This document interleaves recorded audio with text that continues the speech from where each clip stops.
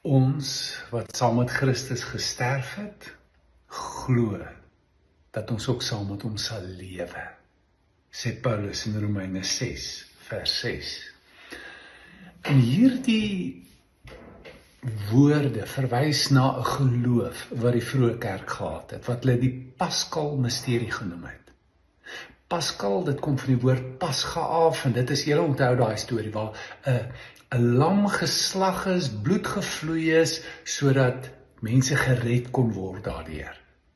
En dit is die patroon waar volgens God werk, transformeer, en ook in Jesus gewerk het. Hy het gelei, en toe het hy gesterf, en toe het hy opgestaan in 'n nuwe lewe. En daarom sê Paulus, ek wil 'n deelgenoot wees aan sy lyding.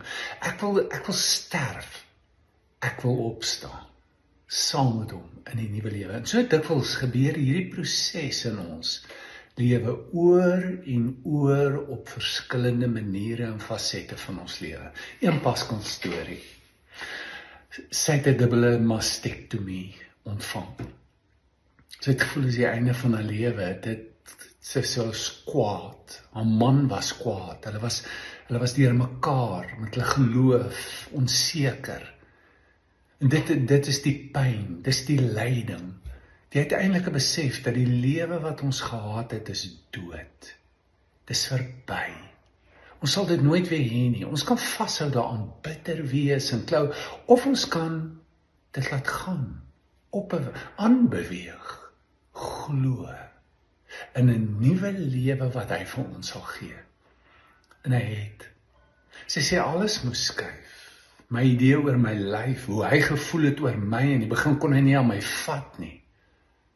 En dit het geskuif, en sy sê as ons nou terugkyk, het ons 'n beter lewe as wat ons gehad het. Dit is 'n Paschal storie.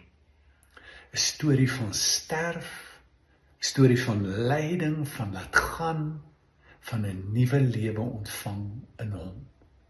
Kan jy dit agterkom, hoe hy dit in jou lewe ook doen, en dalk wil doen, so vertrou hom daarmee.